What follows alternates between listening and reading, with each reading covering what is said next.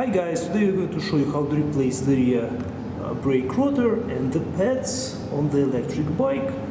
We will replace our worn out rotor with a new one, and we have these new pads right here. First we will loosen the chain.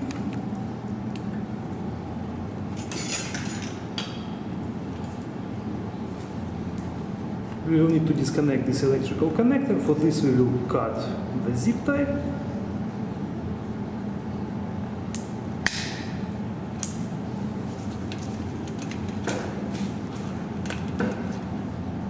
On the connector you will see two arrows on each side. This is how you have to connect it afterwards. Now we are going to remove this cap.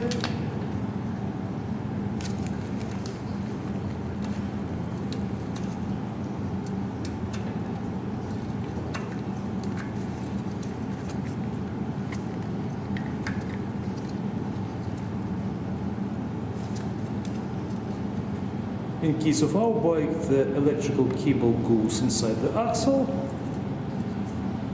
We will loosen two nuts, one on each side. We're using 18mm wrench.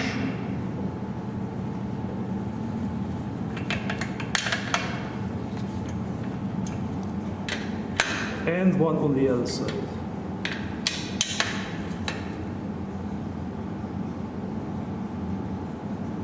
Unscrew it counterclockwise. Now we're going to remove the caliper. Use pliers to remove the spin.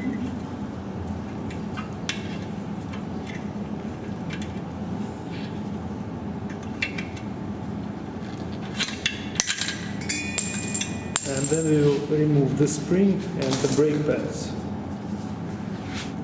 These are the brake pads that we are replacing, and this is the spring in the middle.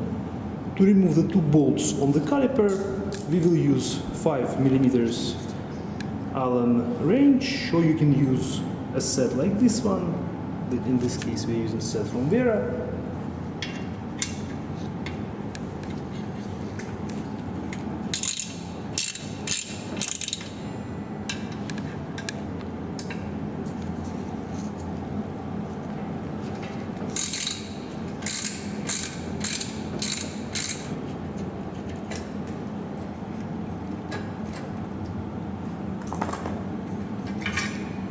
And now you'll be able to remove the caliper completely.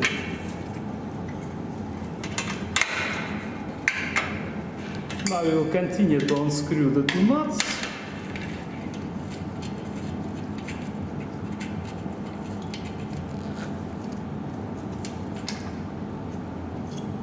We also have a magnet right here, which is used for assembly of the bike, for folding it. And the other side.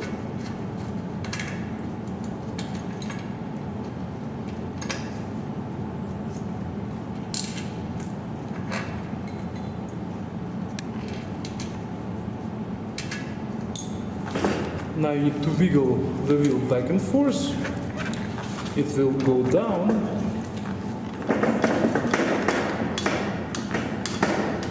If it's stuck, you can use penetration oil or rust check. Put a small amount right here. Do the other side as well.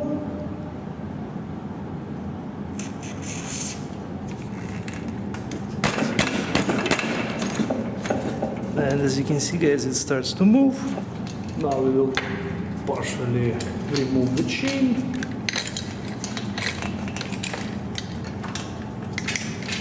So it's not in the way.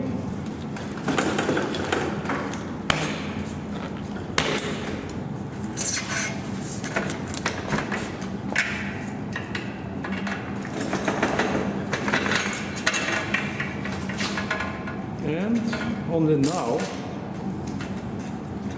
it came out completely. These are the two openings that hold the axle in place. Another reason why it was hard to remove it, as you can see, the thread has penetrated the frame in our case. Also, when you remove the wheel, keep in mind that all these washers, they have a certain order when you install them. So the ones on the inside will be before the fork, and these guys will be after it. So when you remove it, keep it in mind. In our case, it's been held by this cap. In yours, design might be different. That's why it's a good idea to take a picture first to know where they are. We'll use 2 pieces of wood and put our wheel on top to make sure that we don't damage the cable underneath. And now we have access to our rotor. To unscrew the 6 bolts, you will need to use 4mm Allen wrench, or you can use a bit and a small wrench like this.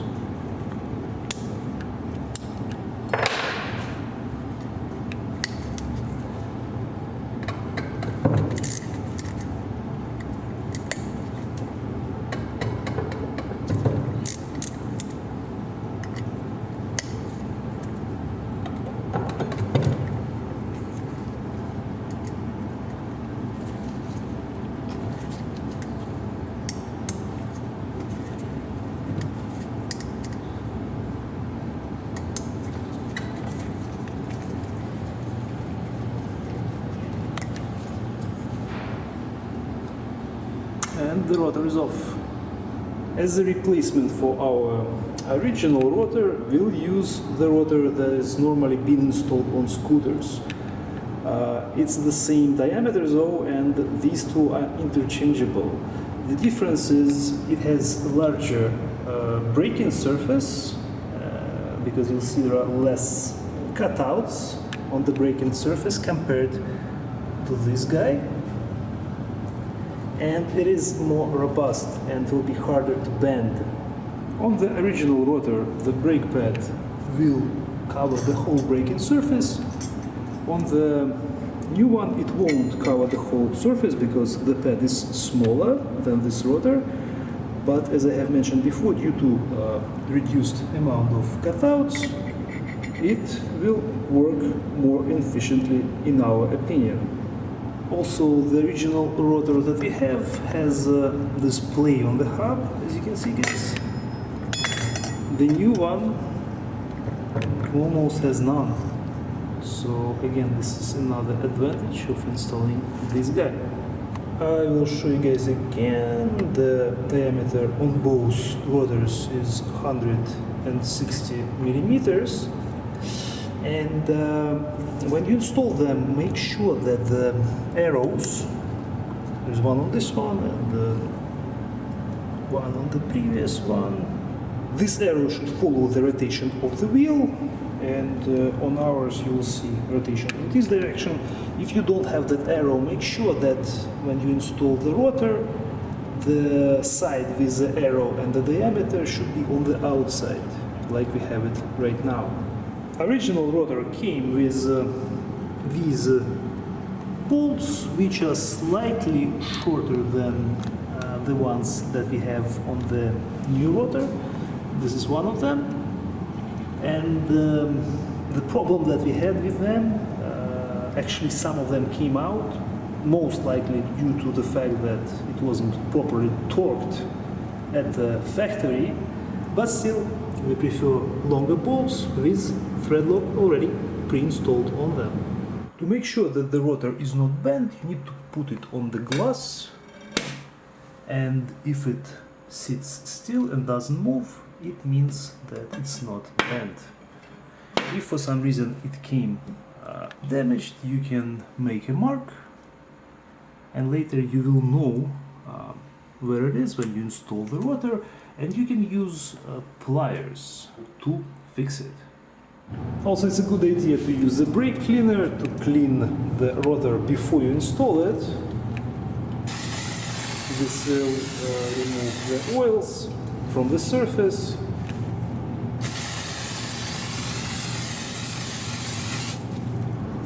These bolts, like we said, already have thread locker on them.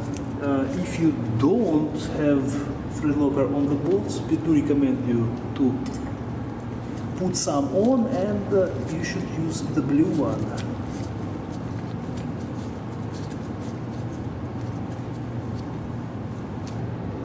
tighten them in the star pattern.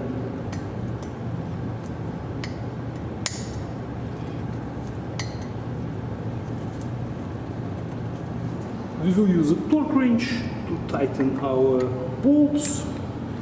The torque normally for these bolts is from 4 to 6 Newton meters. 4 for the button head, the ones like we have, and 6 for the socket head. If you have a different bike, you should still consult your manufacturer's specifications to make sure that you have the proper torque. Tighten in the crisscross manner.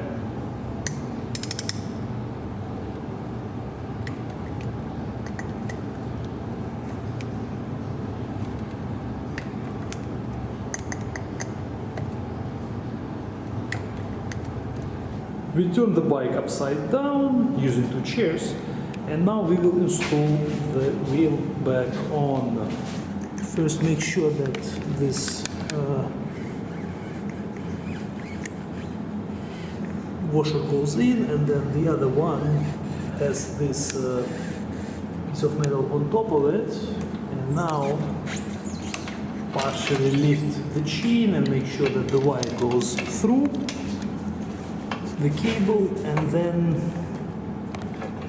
it will go into this opening.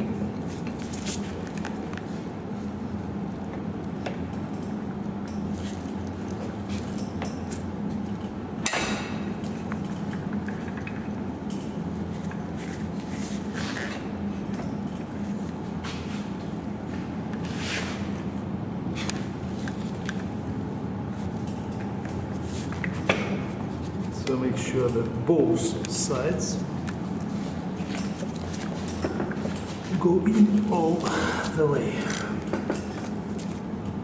Now we will install all the washers from the rotor side.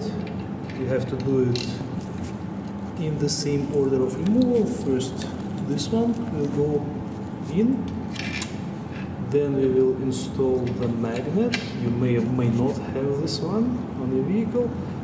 Then the regular washer, and then the nut.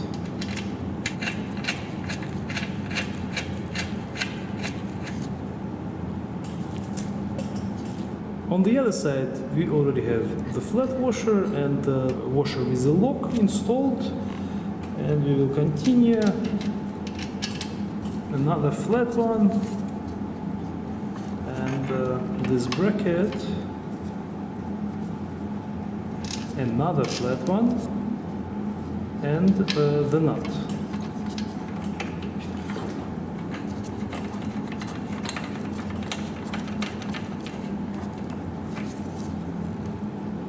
When you install the rear wheel, make sure that the chain goes behind the sprockets and not like we have it right now. We made a mistake, and right now we'll have to remove the wheel again and run the chain on that side.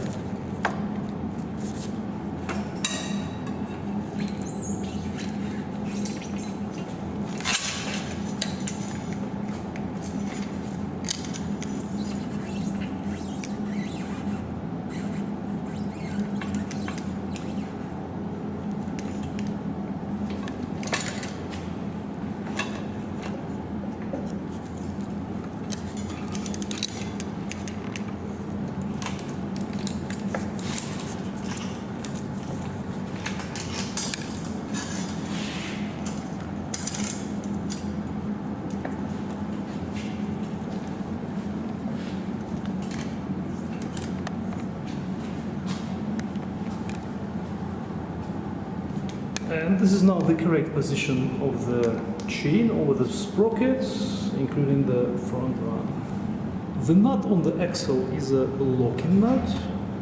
That's why we won't use any thread lock here. Before you put the bike on the ground, you need to hand tighten these nuts. Otherwise the wheel may fall out. And now again we will use a torque wrench on this side to tighten the nut. The torque is 30 foot-pounds. But again, in case of your bike, you have to consult your manufacturer's specifications. On the other side, we cannot use the torque wrench because the socket won't be able to get to this nut because of this electrical connector. So we'll use the wrench and we will hand tighten it to approximately 30 foot-pounds. You can get torque wrenches with an open end like this, and if you guys need one, I will leave the link in the description. Now we will reinstall the cap. In our case, this bracket faces down and the connector goes underneath it, so the connector can get reconnected. Find the two arrows and make sure that they match. They are on one side when you connect it.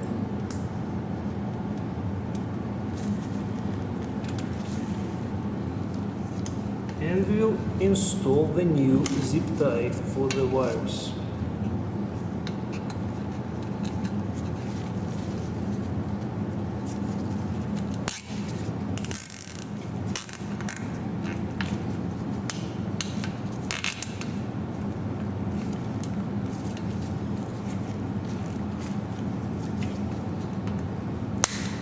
Now we are ready to work on our caliper and install new brake pads. We'll have to compress the caliper piston, and for this we'll use Cobra pliers. You can do them one by one, and now there is enough room to install the brake pads. These are our new brake pads, and as you can see, they come with a spring. The idea of the spring is to move the brake pads away from the rotor once we install them, and now we can put them inside. You can put the caliper on top of the rotor,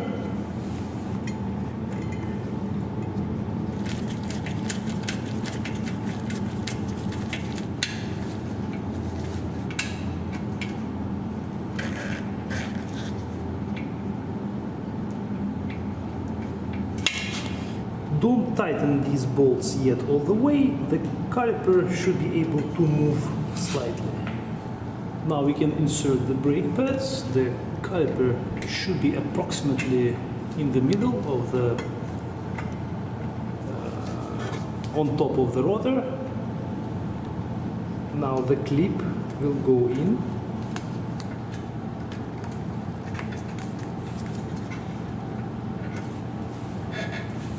Now, to properly adjust our caliper, we will need to press the brake handle, and at the same time we will start to tighten the bolts. In this state, the caliper is centered right now on the rotor, but the problem is while you tighten these bolts, the caliper could move because of that, and you would get improper adjustment.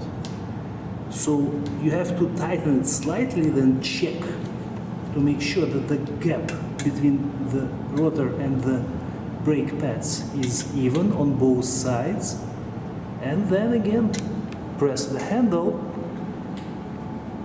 and continue tightening. Again, the idea, guys, behind it is to make sure that gaps are even on both sides. This will ensure longer life for your brake pads and proper braking. So now again, we just repeated the process. We pressed the handle and slightly tightened the bolts again, and again we are checking the space between the rotor. We are done working on our adjustment, and this is the gap, guys, that we have right now. It's hard to make it 100% perfect, but this is approximately how it's supposed to look like. When you press the handle, it will grab the rotor on both sides, and when you release it, there should be even gap on both sides. So this is what we are trying to achieve without the rotor moving in the middle. The final torque for these bolts should be between 6 to 8 Newton meters. We'll use a torque wrench.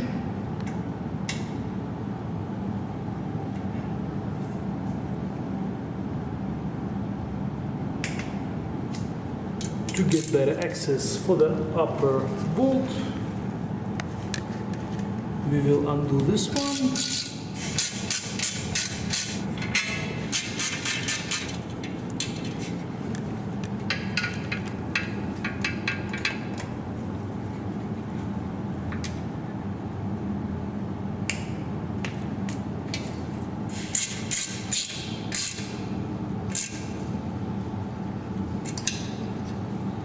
And one more time, these are the tools that we used. Couple of Allen wrenches, small wrench with Allen bits, and this is the adapter which we used for these two bits. For the torque wrench, we used 18mm socket, another torque wrench, 18mm wrench, ratchet, cutters, and needle nose pliers. And again, guys, this is our old rotor and the brake pads that we used. Thank you guys for watching. I hope this video was helpful. We'll see you in the next one.